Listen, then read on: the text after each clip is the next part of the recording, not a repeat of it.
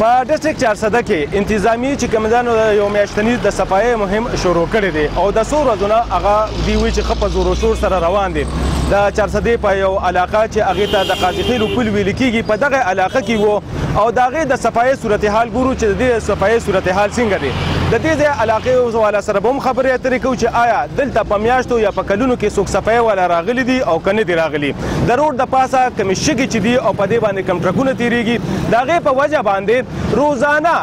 په منونو شګه چې کوم دا د روډ په غاړه باندې پروزي او بیا دې سره خوا کې روډ سره چې کوم کورونه آباد دي دغه شګه الوزي د هغې په کورونو کې پروزي د هغې نه مختلف قسم بیمارۍ جوړېږي په مختلفو صورتونو کې هغې د دې نه متاثره کېږي ډېر زیات پریشانه دي. نو ګورو دغه حوالې سره هم خبرې اترې کوو د دې ځای د اوسېدونکو نه چې دوی ته څومره زیات تکلیف دی د دې په وجه باندې. بسم الله الرحمن الرحیم. زما محمد نوم دی د قاضیخیلو پل مونږ کې مونږ ډېر مشکلات دی شګو نه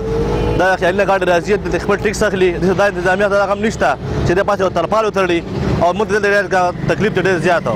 دا د روډ مات دی کندې کپرې دی او دا شي دا حالات چې په بیا مدیره مو چې کوم دي کې صفه ورنه راځي په میاشت کې نه ښکاري او غوړ مشکلات مونږ ته گاونډه د غوړ مشکلات دي موږ په هفته پس خامخا دغه چړقو کوو دا غاډي روان دي په دې ترپالونه نشته ټول شي خطر راغورځيږي او موږ ډېر تکلیف دي نن دې عمل دا پکار دي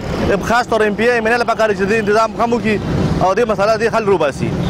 موږ ډېر مشکلات دي خور شګونه ازي په میاشتو غیبي راشي خپل تنخواګانې اخلي کورونو کې په آرام ناستي او د موږ تکلیفونه دا شوق دا حالت دي چې موږ په میاشتو د کې ماته غلاس یو موږ باندې خور الوزي په دې څوک تاسو نه کوي اخر دې بس حالات روزي بس حل لوزي نه دي چې وایي چې موږ صفایي مهم شروع کړی دی او کوڅه په کوڅه ټول روډونه چې کوم دي هغه کوو په دې راختلي کال کې بل یو پرسه ټیمه وغونډ راغلو کسان د دې غړ شي کې نه وړي دا نو غونډ ما غماني پتا را نه سپي ولا شته او نه خو نه بده خپل تنخواګانې آرام اخلي او ځي کورون ته. سلام علیکم. دلته کې راټوله ډېره زیاته موږ کمیټې والو ته دا درخواست کوو چې رادي چې ډېره سهار نه وباسي ډېره زیاته دوړم ده بیماریان ترې ډېرې زیاتې جوړېږي پر څه باندې دوړه پرته وي که داسې هم کولی څوک سره خوراک یا څه کېږي نو دوړو ډک شي ډېر زیاته او ډېرې مسلې خلکو ته هم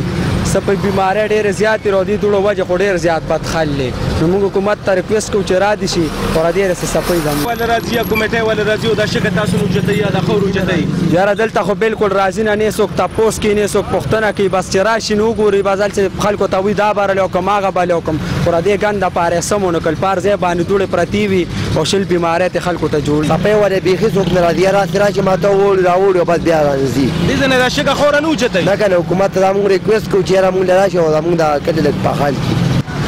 په ضلع چارسده کې انتظامي او د ټیمې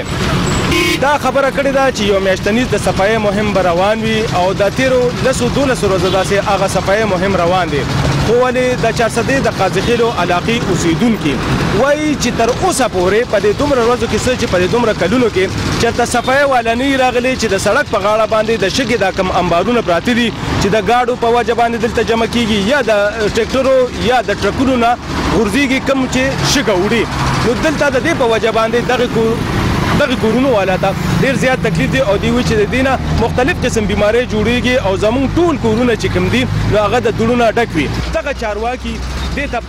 پاملرنه وکړي او د دې دا مسله چې کومه ده نو دا حل کړي شي. دا کیمرامین اشفاق سره انعام جي 410 ټي وي قاضیخیلو.